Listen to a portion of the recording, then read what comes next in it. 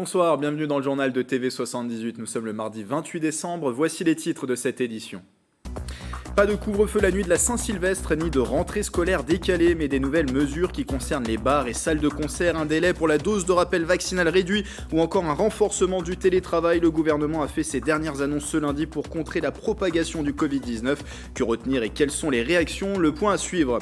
Ce beau pays qui est le mien, voici le titre du dernier livre de Carl Olive, apparaître prochainement. Le maire de Poissy entend redonner le goût de la France. L'élu dédicaçait son ouvrage il y a quelques jours dans une librairie pissiacaise. Et puis malgré la crise sanitaire, ce sont tout de même toujours les vacances scolaires. À Guyancourt, la ville a installé une patinoire éphémère au pavillon Waldeck-Rousseau. Elle est ouverte jusqu'à vendredi. Hier, le Premier ministre Jean Castex a donc donné une conférence de presse aux côtés d'Olivier Véran, ministre de la Santé. L'objectif, mettre en place des mesures pour freiner la propagation rapide du variant Omicron et l'explosion du nombre de contaminations quotidiennes au Covid-19. Concert assis, télétravail ou encore rentrée des classes non décalées. Les réactions des acteurs yvelinois à ces annonces collectées par Justine Brasier et Céline Charles.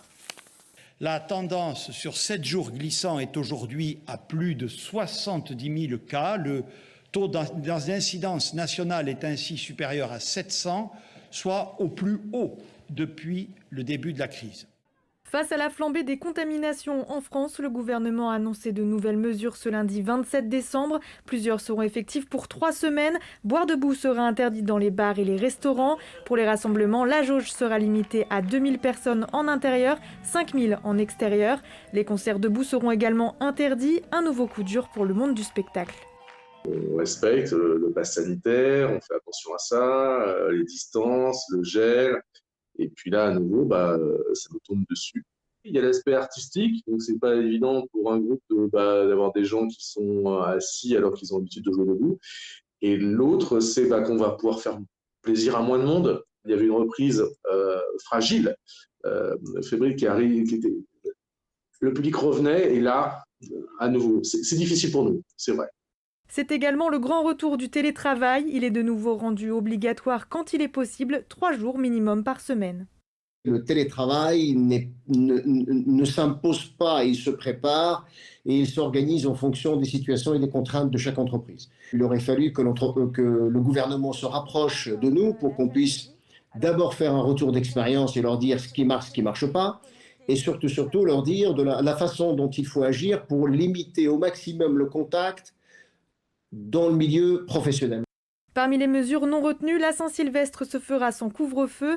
Même constat pour la rentrée des classes qui ne sera pas décalée. Les élèves retrouveront bien les salles de cours le 3 janvier prochain. C'est important pour les enfants de venir à l'école. Maintenant, ce qui serait au moins tout aussi important, c'est de considérer qu'on est dans un mode, pour être poli, dégradé dans l'enseignement. Mais ce n'est pas le point de vue de M. Blanquer qui continue à vouloir imposer des réformes à mettre en place la veille pour le lendemain, que les écoles n'ont absolument plus la capacité de suivre, étant donné déjà la très grande difficulté à assurer la présence de tous les enfants et de tous les personnels. Enfin, autre annonce majeure à retenir, le délai pour la dose de rappel est réduit. Il passe à 3 mois après la dernière injection du vaccin. Et avec moi par visioconférence pour parler de ces annonces, le professeur Djilali Hannan. Bonsoir. Bonsoir. Vous êtes le doyen de l'UFR Simone Veil Santé de l'Université Versailles-Saint-Quentin, également chef du service de réanimation de l'hôpital Raymond Poincaré de Garges dans le 92. Alors, parmi les mesures, on vient de l'entendre, le retour des jauges, le renforcement du télétravail, le délai aussi réduit à 3 mois pour la dose de rappel vaccinal, le port du masque à l'extérieur dans les centres-villes, même si cette mesure reste à la discrétion des préfets en lien avec les maires. Mais pas de couvre-feu pour la nuit de la Saint-Sylvestre, ni de rentrée scolaire décalée, comme le demandaient certains épidémiologistes. Les mesures sont-elles suffisantes pour casser les chaînes de contamination ? Écoutez, c'est difficile à dire. A priori, d'un point de vue médical et scientifique, ces mesures seraient insuffisantes, compte tenu de la contagiosité du variant Omicron et compte tenu du fait que nous subissons actuellement encore la vague liée au variant Delta, avec un niveau de contamination très élevé. Et donc, d'une certaine façon, la vague Omicron va venir se rajouter à la vague Delta. Et donc, tout ça laisse entrevoir une tension sur le système de santé, sur nos collègues en ville, mais aussi sur l'hôpital, qui risque de dépasser nos capacités dans le courant du mois de janvier, très vraisemblablement. Et les mesures qui ont été annoncées jusqu'à présent risquent de ne pas être suffisantes pour amortir la double vague variant Delta plus variant Omicron que nous allons subir. Et justement, pour amortir cette double vague, on parle tout de même de 2000 contaminations par jour dans les Yvelines. Pour éviter aussi un encombrement des hôpitaux, vous en parliez, une mesure comme la rentrée scolaire décalée serait plus efficace à vos yeux? Ça aurait été plus efficace de prendre une telle mesure? Il y a deux raisons pour lesquelles cette mesure est importante à prendre. La première, c'est que nombre des contaminations et nombre de clusters sont partis des écoles. Actuellement, nous sommes en période de congé scolaire, donc ce phénomène s'est atténué et ne contribue peu aujourd'hui à la propagation du virus. Donc la rentrée scolaire, le 3 janvier, risque d'être un phénomène catalyseur de la propagation du virus, puisque les enfants de moins de 11 ans ne sont pas encore majoritairement vaccinés. Le virus circule de façon très importante chez les enfants, notamment le variant Omicron, pour des raisons liées aux mutations portées par ce variant, d'une part. Et donc, on va avoir donc cette accélération de la propagation du virus à l'occasion de la rentrée scolaire. Et puis, les nouvelles qui nous viennent des États-Unis en particulier, mais qu'on avait déjà d'Afrique du Sud, semblent suggérer qu'avec Omicron, il y a un risque plus élevé pour les enfants de faire des formes symptomatiques, voire d'être hospitalisés, y compris pour des enfants qui n'ont pas de fragilité particulière. Et ça, ce serait, encore une fois, quelque chose d'inédit depuis le début de la pandémie. Et bien évidemment, pour le coup, si l'école risque de ne plus être un sanctuaire, puisque le ministre de la Santé a souhaité parler de sanctuariser l'école. Un sanctuaire, c'est un lieu sûr. Aujourd'hui, avec le variant Omicron, nous n'avons pas la certitude que l'école reste un lieu sûr pour les enfants et pour nos enfants. Avec une précision du ministre de l'Éducation nationale, pour qu'un enfant qui a été positif revienne au sein de la classe, il faut qu'il présente désormais 2 tests négatifs. Alors dans les Yvelines, dans cette période de fête, on dénombre en moyenne une vingtaine d'entrées quotidiennes à l'hôpital, 4 en soins critiques. Quelle est la situation dans votre service actuellement à l'hôpital de Garches, qui est lui situé dans le département voisin des Hauts-de-Seine? Notre service est sous tension, comme la plupart des services de réanimation de la région Île-de-France. C'est-à-dire que nous sommes complets et le moindre lit qui se libère est pourvu dans l'heure qui suit, avec souvent plusieurs sollicitations pour un lit disponible. Donc on voit qu'on est à saturation, principalement du fait de la Covid-19. Et vous le disiez tout à l'heure, c'est une situation qui pourrait même aller en empirant. Quel est le profil justement des personnes qui développent des formes graves de Covid-19 ? Est-ce qu'il s'agit principalement de personnes non vaccinées ?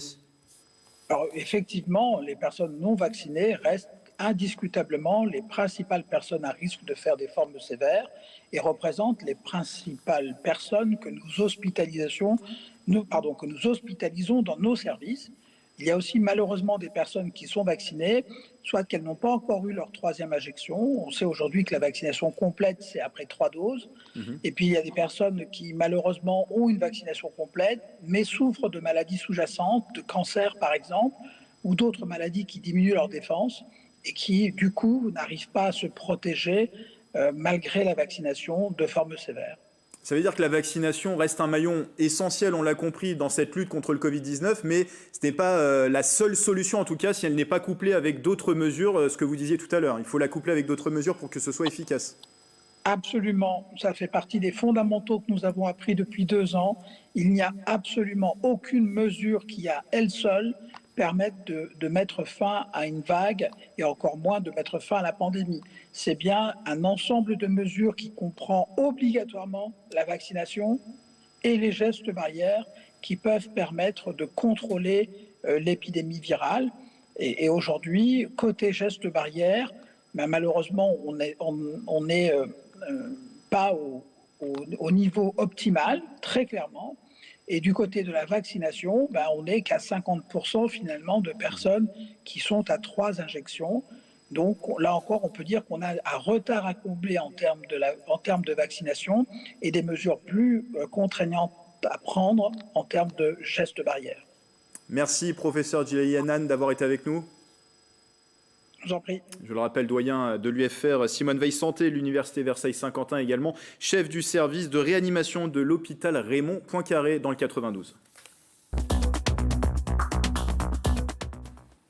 Dans le reste de l'actualité, le maire de Poissy persiste et signe. Il veut un déménagement de la prison centrale. Carl Olive a publié un communiqué hier lundi où il réaffirme sa position sur ce dossier que l'élu défend depuis 2014. Une publication seulement 3 jours après l'incendie survenu sur place. Dans la nuit de Noël, un détenu a mis le feu à sa cellule, causant d'importants dégagements de fumée. L'individu a été intoxiqué comme 2 agents pénitentiaires. Les prisonniers avaient dû être transférés dans une autre aile du bâtiment et 50 pompiers ont été mobilisés. Autre incident qui vient s'ajouter à celui de mars 2019, une partie du mur d'enceinte du lieu s'était effondrée. Les travaux de réfection devraient débuter cette année et l'année prochaine, plutôt en 2022. La ville indique chercher activement un terrain pour accueillir une nouvelle prison. Le maire a été reçu il y a quelques mois déjà par le ministre de la Justice. Carl Olive, qui a écrit un nouveau livre, Ce beau pays qui est le mien, c'est son titre, entend insuffler un vent d'optimisme aux Français qui auraient perdu espoir en leur pays. L'élu était présent il y a quelques jours à la librairie du Pinceret à Poissy pour une séance de dédicace. Mathilde Franco. En plein cœur de la crise sanitaire et à quelques mois de l'élection présidentielle, le maire de Poissy sort un nouveau livre intitulé « Ce beau pays qui est le mien ». Carl Olive propose des pistes de solutions pour redonner aux Français qui l'ont perdu le goût de leur pays. Moi je pense qu'ici, en France, on est un pays, comme le disait Sylvain Tesson, un paradis peuplé de gens qui se croient en enfer. Et je veux montrer aux Français qu'il y a tellement de choses qui nous rassemblent à côté de tout ce qui peut nous diviser. Le maire d'Épissiaquet était présent le 21 décembre dans la librairie du Pinceret pour dédicacer son livre en avant-première. Moi je suis ravi d'être ici, puis je suis un enfant de Poissy, donc ça fait plaisir de voir les Pissiaquaises et les Pissiaquais qui parfois m'ont vu grandir. Et ils étaient nombreux au rendez-vous pour pouvoir rencontrer le maire. L'idée c'est de rencontrer Monsieur Olive en fait, que j'apprécie bien, par son pragmatisme en fait au quotidien dans les sujets qu'il traite dans sa ville en fait. Ça m'intéresse de voir les solutions qu'il a à apporter d'un point de vue municipal et peut-être national. Ce beau pays qui est le mien paraîtra le 6 janvier. On va chausser à présent les patins à glace. Dans ce journal, jusqu'au 31 décembre, la ville de Guyancourt propose une patinoire éphémère. C'est la 3e fois au pavillon Waldeck-Rousseau. Petits et grands peuvent y profiter des vacances scolaires. Le reportage de Céline Charles. Au milieu de toutes les festivités de Noël, la magie s'installe également au pavillon Pierre Waldeck-Rousseau à Guyancourt. Une patinoire éphémère s'y est implantée samedi 18 décembre pour une douzaine de jours. La patinoire éphémère, elle existe à Guyancourt depuis 2018, puisqu'on est sur la 3e édition. On n'a pas pu, hélas, la faire en 2020. Elle est éphémère parce qu'elle n'existe que dans la durée des vacances scolaires. Ce matin, du coup, il y a eu pas mal de monde, vu que ça n'avait pas été tenu l'année dernière. Et puis, les gens, ils ont besoin de sortir, etc. Il y a les fêtes de Noël. Parents et enfants peuvent venir s'adonner aux joies de la glisse. Les plus petits ont à leur disposition des supports de patinage en forme d'ours ou de pingouin. Des animateurs périscolaires sont également présents sur la piste. On assure la sécurité et puis aussi on anime un petit peu au travers de différentes... ça peut être une petite chorégraphie, ça peut être des petits jeux avec les enfants mais aussi les adultes. J'ai vu des enfants, des parents, des grands-parents. Beaucoup de grands-parents m'ont dit que c'était aussi une animation très intéressante pour eux parce que ça permet aussi d'occuper les petits-enfants durant les vacances scolaires. Ludique, mais aussi écologique. La patinoire n'utilise pas de glace, mais un terrain synthétique qui assure le même confort de glisse tout en étant beaucoup moins coûteux en énergie. On n'a pas de glace, c'est effectivement une surface artificielle qui permet de ne pas utiliser d'eau et beaucoup moins d'énergie surtout. Les enfants, ils passent du bon temps, ils s'amusent. En général, en tout cas il y a 2 ans, ils s'amusaient. Là, sur la piste, ils ressortent avec le sourire. Une soirée spéciale jeunes à partir de 15 ans est également prévue le 30 décembre de 19h à 21h. Avant de vous laisser cette disparition, celle de Grishka Bogdanov qui s'est éteint ce mardi 28 décembre paisiblement pour rejoindre les étoiles, a écrit sa famille dans un communiqué. Il était l'un des 2 jumeaux célèbres Bogdanov, star des années 1980 avec l'émission Temps X sur TF1, connue également pour leur transformation physique atypique et leur ouvrage scientifique controversé. Grishka et son frère Igor étaient venus en 2018 à l'UGC SkyWest à Montigny-le-Bretonneux, invités de Saint-Quentin, le festival du film documentaire de Saint-Quentin en Yvelines divine portée par TV78 et cette émission spéciale temps X, retransmise à l'époque sur notre antenne, vous sera reproposée ce mardi soir à 20h, une rediffusion qui vous sera proposée donc à 20h sur TV78. Voilà, c'est la fin de ce journal, merci de votre fidélité. Rendez-vous demain mercredi pour une nouvelle édition. Belle soirée avec TV78.